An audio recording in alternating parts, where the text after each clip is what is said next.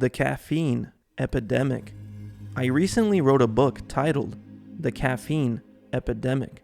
In this book, I discuss the world's most socially acceptable psychoactive drug, caffeine. Throughout this book, I discuss the history of caffeine and its influence on our culture. I also discuss the science of caffeine and its effects on our mental and physical health.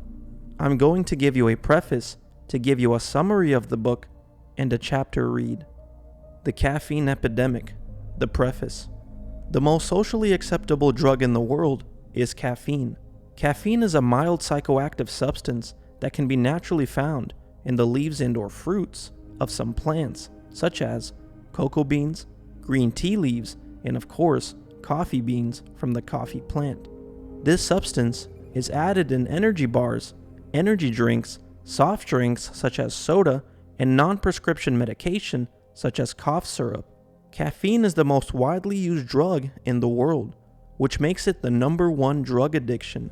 Even though caffeine is a mild drug, it is a drug nonetheless, and has its fair share of negative side effects.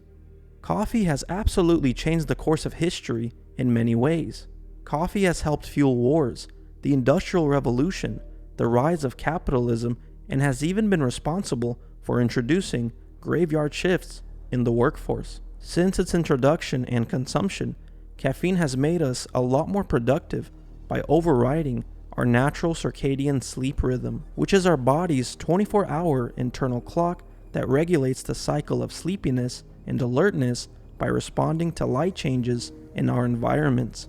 Our sleep cycle and alertness solely depended on the sun. When the sun was up, we were up and alert.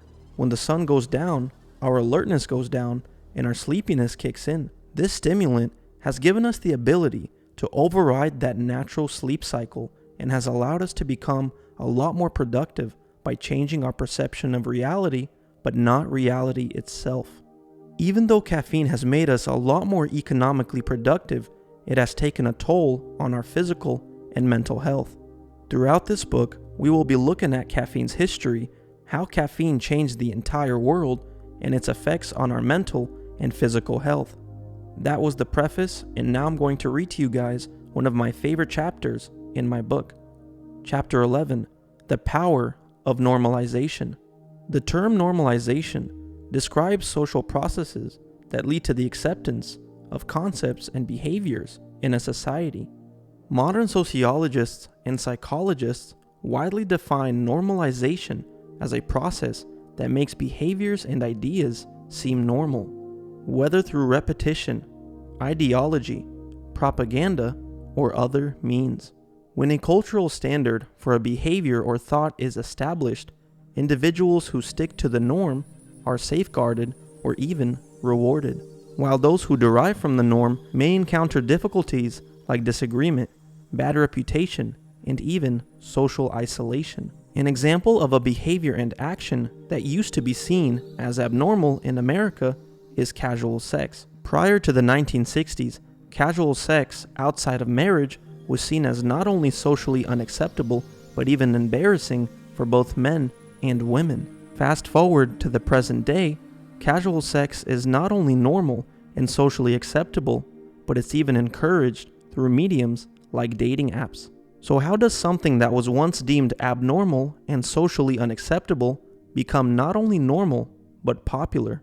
To better understand this question, we need to take a look at a few psychological and sociological concepts. One way to normalize something that's deemed as abnormal by society is by repetition. This phenomena is known as the illusory truth effect.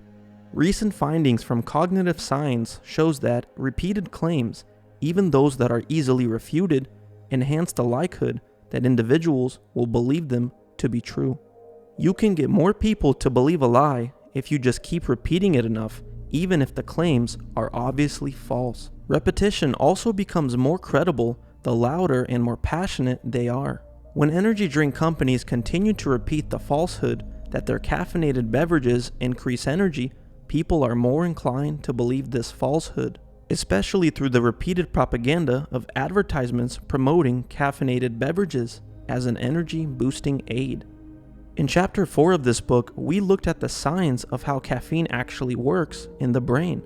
Through thorough scientific examination of how caffeine affects our bodies, we can see that caffeinated beverages do not boost energy whatsoever. These beverages simply change our perception of reality, but never changes reality itself. Caffeine increases the perception of alertness and wakefulness, but doesn't actually make us alert and awake. What actually changes our reality and makes us alert, awake, and full of energy is proper sleep and proper nutrition. Another psychological phenomena that normalizes falsehoods in society is conformity bias. Conformity bias is the inclination for people to act in a way that conforms to their surroundings rather than acting in accordance with their own particular judgment. Even in situations involving ethics, people appear to feel more at ease imitating others. Studies demonstrate, for instance, that when people see or hear that others are acting in a pro-social way, such as giving to charity or conserving water, they are more inclined to follow suit. It is easier for us to follow suit when we are aware that individuals around us are acting morally, which suggests that this is a societal norm. People are also likely to partake in behaviors and actions that are bad for their mental and physical health if others around them are also partaking in these behaviors and actions. The influence of conformity is quite powerful. Psychological studies demonstrate that people will disregard the evidence of their own senses in order to fit in with others. People who belong to the same group as them tend to conform much more strongly. Sports teams, religious organizations, and work colleagues are just a few examples of in-groups. People utilize conformity to gain favor with others. Conforming also increases self-confidence, which helps people feel better about themselves. Some people are more prone to comply because they have a stronger need for approval from others. Conformity bias is one of the many reasons caffeine became normalized. When you see your work colleagues drink coffee during their breaks, you are more inclined to join them. The same goes for those of you who like going to the gym with your friends. When you see others around you taking a caffeinated pre-workout supplement, you are more likely to start copying them.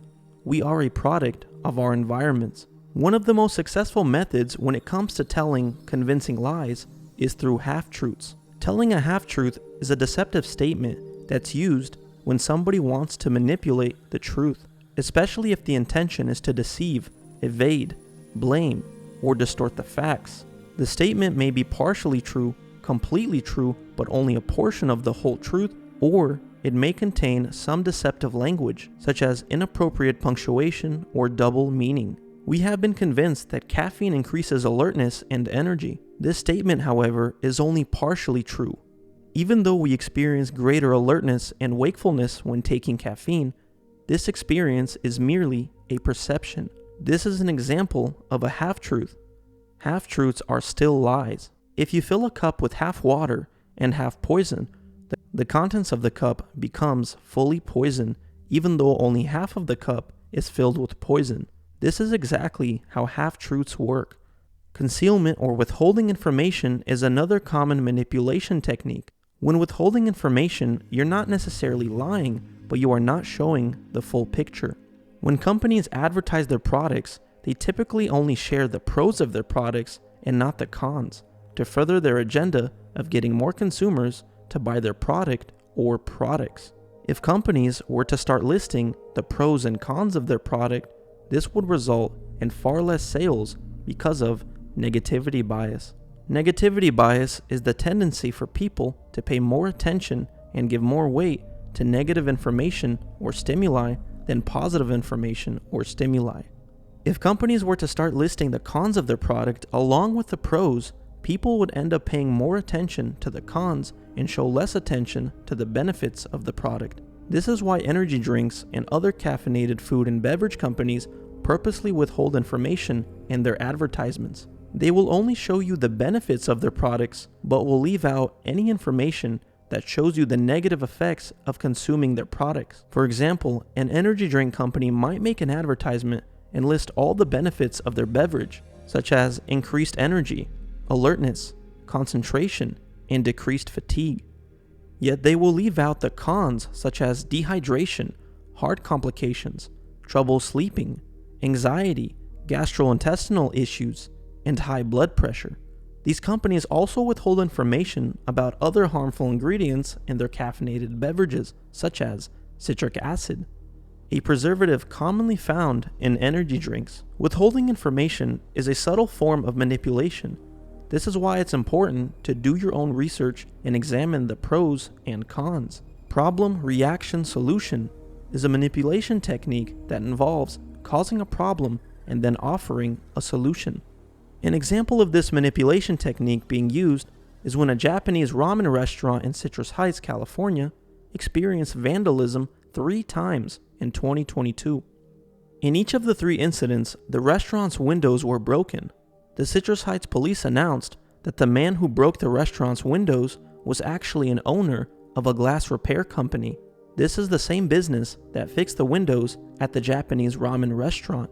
The owner of the glass repair company caused their problem and then offered them the solution, which was the glass repair service.